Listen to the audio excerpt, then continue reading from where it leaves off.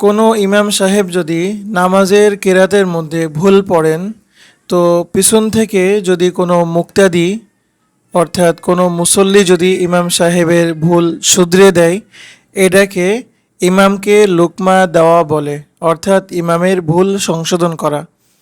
তো কেরাতের মধ্যে যদি ইমাম সাহেবের কোনো ভুল হয় এবং মুসল্লিরা যদি ওই ভুল সংশোধন করে দেন যথাযথ নিয়মে, তো এই কারণে সাহু সেজদা ওয়াজিব হয় না।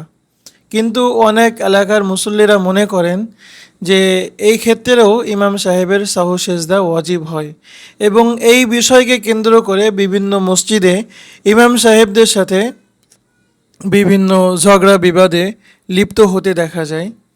তো এই সচেতনমূলক ভিডিও আপনারা বেশি বেশি শেয়ার করে এটা মানুষের জানার সুযোগ করে দিবেন ইনশাআল্লাহ। আমরা চাই সমাজ থেকে সব ধরনের জাহালত, অজ্ঞতা, মূর্খতা এটা দূর করতে, ইসলামের সঠিক বার্তা মানুষের কাছে পৌঁছে দিতে। আল্লাহ তাআলা আমাদেরকে তৌফিক দান করেন।